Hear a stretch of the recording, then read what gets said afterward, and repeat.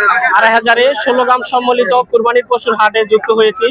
বৃষ্টিকে বৈরী আবহাওয়া, প্রাকৃতিক আবহাওয়াকে উপেক্ষা করে কিন্তু এখানে ক্রেতা এবং বিক্রেতার উপচে পড়া ভিড় সেটা লক্ষ্য করছেন। এই প্রাকৃতিক পরিবেশে গরুর আজকে বাজার দর কেমন সেটা জানাবো। আজকে গরুর কি অবস্থা, কি মনে হইতেছে? বাজার মোটামুটি চড়াও না আবার দমও না, মিডিয়াম আছে। ক্রেতার সংখ্যা কি রকম? যেরকম ক্রেতা আছে বিক্রিত আছে, দোনোটাই আছে। বেচা বিক্রি কেমন হইতেছে আজকে? বেচা বেশি মোটামুটি চলতেছে ভালোই।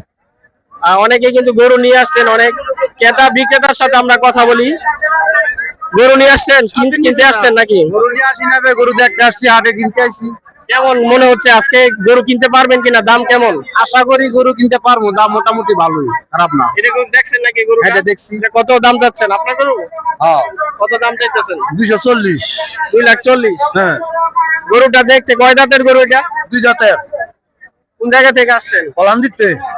আজকে বাজার পরিস্থিতি কি রকম মনে হইতাছে? ভালোই মনে হইতাছে। দাম বলতাছে মানুষে নাকি? হ্যাঁ, দাম বলতাছে 205, 200 বলতাছে। 205, 200। এই বড় আবহাওয়া উপেক্ষা করে মানুষ কুরবানি পশু ক্রয় করার জন্য এখানে ছুটে আসছে। হ্যাঁ হ্যাঁ, অনেক মানুষ আসছে। গরু নিয়ে আসছেন কয়টা? আমি গরু নিয়ে আসছি 3টা। বিক্রি হয়েছে সবগুলা? না, বিক্রি হয় নাই, অপেক্ষায় আছেন নাকি? অপেক্ষায় আছে। দাম এই সামান্য লেগা রয়ে গেছে। দর্শক, আপনারা যারা দেখতে পাচ্ছেন বিষয়টি অবলোকন করতে পারছেন যে বাজার পরিস্থিতি কিন্তু এই বড়ি আবহাওয়ার মধ্যে আটকে নেই। এই বড়ি আবহাওয়া উপেক্ষা করে তারা কিন্তু তাদের কুরবানির পশু ক্রয় করার জন্য ছুটে এসেছেন। 2,500 উপজেলার সবচেয়ে বড় যে বাজার, সেই বাজার থেকে যুক্ত হয়েছি। আর এই গরুটি দেখতে পাচ্ছেন, সুন্দর একটি গরু।